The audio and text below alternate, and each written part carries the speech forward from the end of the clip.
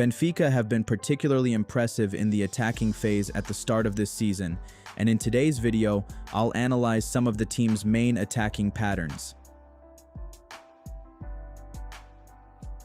Marco Silva organizes the team from their usual asymmetrical 4-3-3, which can then evolve into different structures depending on the zone of build-up and the opponent's pressing behavior. Let's start with the 4+1+2+3 structure. The back four and the defensive midfielder are the main protagonists involved in the initial build-up phase.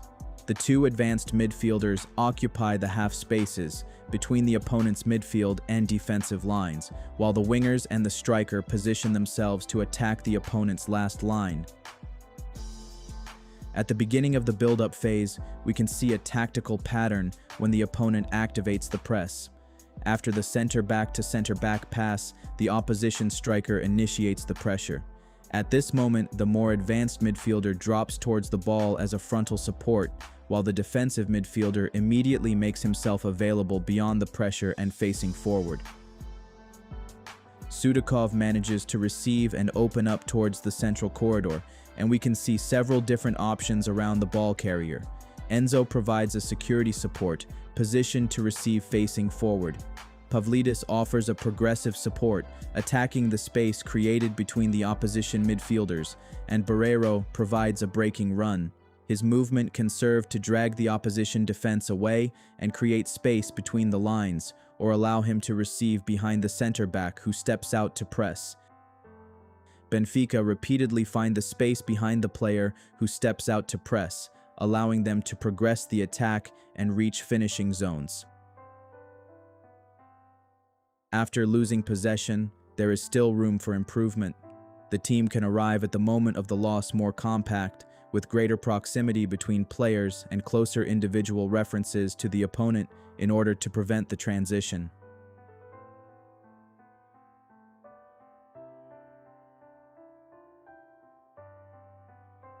Benfica are again in their 4+1+2+3 structure, or 4+1+5 if we want to look at the positioning of the advanced midfielders, who can also threaten the opposition's defensive line. Here, it is worth highlighting these recurring movements in the last line to create space.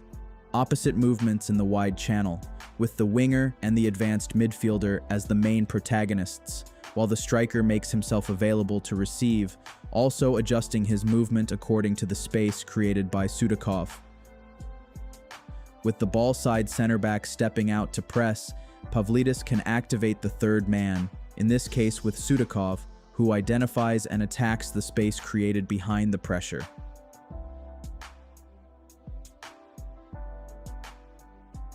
After losing possession, Benfica anticipate the transition well in this case, with clear individual references already established. From these positions, the key is the reaction in the ball zone and the ability to win the duels.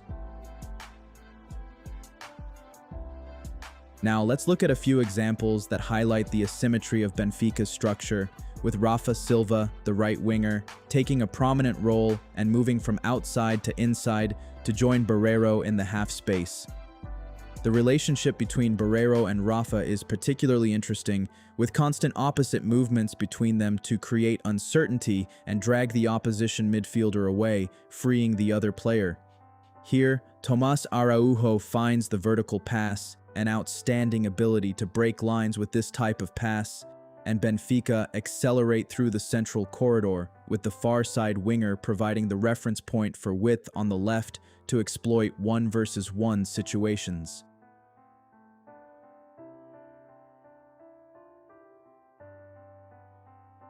Benfica's attacking mobility is constantly focused on creating and attacking space. Benfica are constantly looking for these opposite movements to drag defenders away and create spaces for acceleration. The ball enters the wide channel, and once again we see opposite movements being activated. Sudakov makes a counter movement to drag the midfielder away and receive as a support option, while Pavlidis provides a breaking run to drag the defender away and create space between the lines for Sudakov to play. A four-man box is formed in the central corridor, while Prestiani and Ba can provide width and advance in the wide channels. Enzo is always an offensive reference point for the team, providing security support to the highest line and positioning himself to receive facing forward, connecting the build-up and creation phases of the attack. We then see a vertical overlap between Rafa and Barreiro in the half space, and once again the opposite movements are activated to create space for the team. Benfica accelerate through the central corridor once again, with Thomas Araujo finding another vertical pass and Enzo again acting as a reference point behind the first line of pressure. In the wide channel, there is a high level of offensive mobility, with the creation of offensive triangles as a starting point to create imbalances in the opposition's defensive line.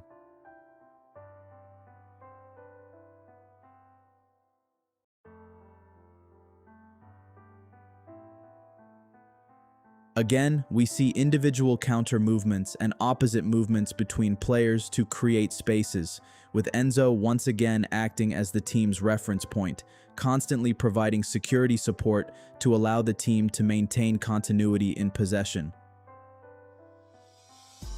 The Rafa Barreiro dynamic is evident once again, this time to attack the last line, with Barreiro making the breaking run and Rafa positioning himself between the lines to fix defenders and either release the depth or exploit the space between the lines created by Barreiro.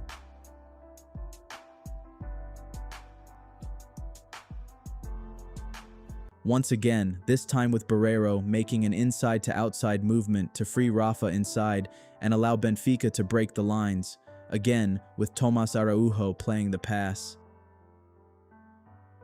In the final third, a 2 versus 1 in the ball zone allows Benfica to find the free man, followed by several players arriving to finish the attack.